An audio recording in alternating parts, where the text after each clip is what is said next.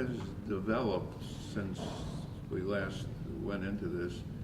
I think there's now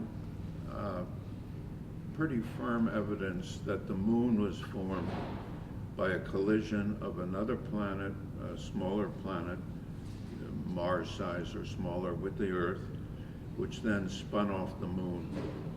And so at that time, certainly it would have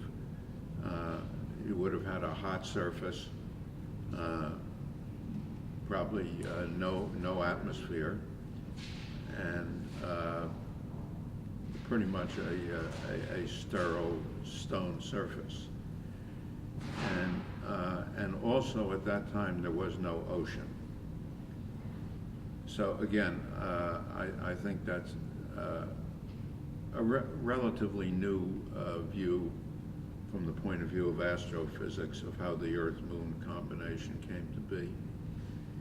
And then after that, the next question is, how did the ocean get here?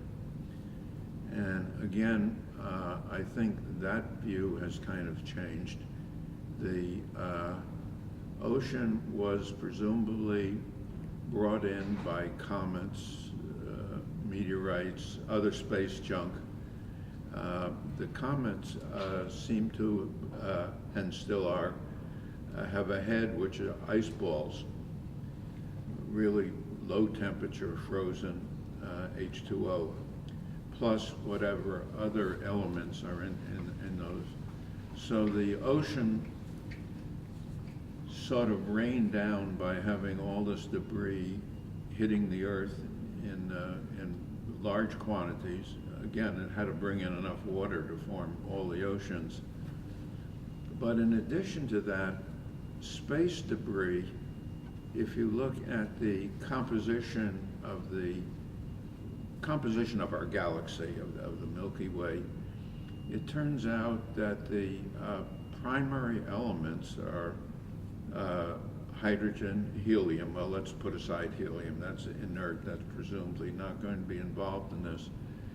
But otherwise, it's hydrogen, carbon, oxygen, nitrogen, iron, and sulfur among the 10 most prevalent elements. Well, if you put that together with where we're going now in trying to understand what the early pre-macromolecular chemistry was, the very earliest chemistry, it seems to depend very heavily on those elements. So it's if a bio-friendly comets rain down on the Earth with a bio-friendly mixture of atoms, which became the oceans.